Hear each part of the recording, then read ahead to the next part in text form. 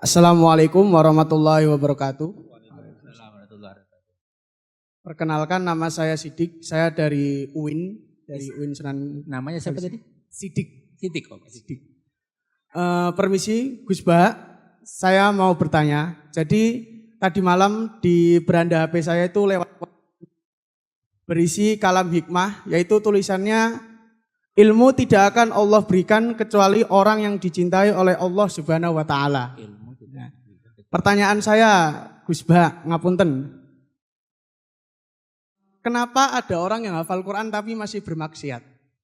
Ya, karena kan kalau berdasarkan kalam hikmah jenengan, berarti kan Allah ridho sama hamba tersebut ya kan? Allah cinta. Jadi dia sampai hafal Quran. Dia bukan Sudah itu Punten. pertanyaannya. Nggih, ngapunten untuk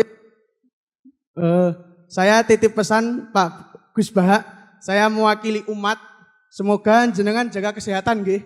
Amin. Nanti semoga jenengan hidupnya berkah dan panjang umur sampai 90 tahun seperti Mbah Maimun. Amin. Harapan saya. Assalamualaikum warahmatullahi wabarakatuh. Waalaikumsalam warahmatullahi wabarakatuh. Ini Sidik, ini kriminal itu pertanyaannya.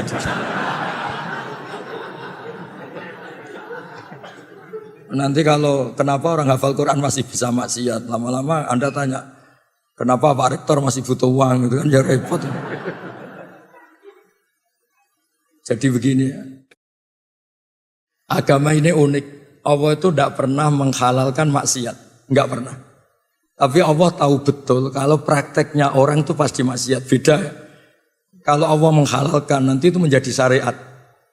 Tapi kalau Allah tidak realistis, namanya orang itu pasti maksiat. Makanya redaksinya Allah itu pakai fasilitas. Orang baik itu siapa? Orang yang fasilitasnya adalah kebaikannya diberi ganjaran, salahnya dimaafkan. Ya kayak kira-kira definisi cinta. Cinta itu apa? Pas kamu baik diapresiasi, pas kamu salah dimaafkan. Tapi jangan pernah istri Anda bilang, wah Pak kamu salah gak apa-apa. Wah itu bisa bahaya itu. Jadi semua maksiat di Quran itu diceritakan pakai kalam khobar. Kalam khobar itu apa misalnya cerita orang baik itu siapa? Orang yang menjauhi dosa besar. Misalnya gini, Anda mencintai perempuan, potensinya itu kan hanya nikmati melihat sama sampai hubungan suami istri. Nah yang sampai hubungan suami istri namanya zina, itu dosa besar. Jadi kalau Anda tidak bisa tidur ingat terus, itu namanya pengangguran. Nah, Allah itu bilang, alladzina stanifuna kabairal itsmi wal fawahisha illa lamam. Ya gak apa-apa lah, ingat-ingat sedikit, sementing gak sampai zina. Anda benci orang. Benci orang itu kan kelasnya bisa ngata-ngatain, ngerasani, menghujat, membunuh. Lah Allah itu kadang-kadang maklumi. Wong jenenge lagi gedeng, namanya baru benci ya. Gak apa-apa lah ngerasani, sementing jangan bunuh. Nah, sehingga ya kayak gitu, misalnya ada orang kecelakaan, nabrak sampai mati, mesti kita bilang, "Mbok jangan nabrak sampai mati, nyerempet kan bisa." Gitu. Tapi bukan berarti nyerempet itu dihalalkan, bukan. Tapi kalau bandingannya nabrak mati itu, mbok nyerempet tok wae lah ben rapati mati gitu. Ben gak mati sakit gitu. Jadi agama ini dari awal memang tadi saya bilang, ini agamanya manusia. Makanya ketika Allah cerita orang baik itu apa? Alladzina yastanifuna kabairal itsmi wal fawahish illa lamam. Orang yang menjauhi dosa besar tapi prakteknya tetap melakukan kesalahan-kesalahan apa? Kecil. Dan itu nggak bisa dihindari, tapi saya ulang lagi. Agama nggak boleh bilang kalau itu halal karena nanti bahaya menghalalkan yang haram. Tapi jangan dinafikan.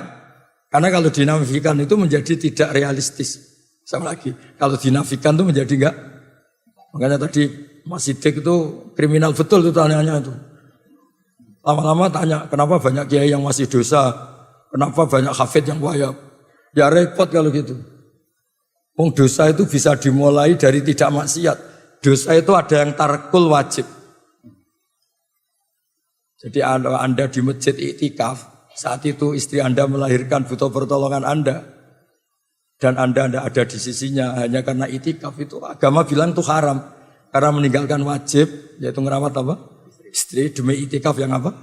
Sunnah. Jadi bisa saja yang di sini itu sekarang haram ya bisa saja. Ternyata di sana banyak kewajiban, ditinggal apa? Di sini. Tapi bisa saja taat, karena pas di sini berarti tidak maksiat. Nah, saya kira demikian.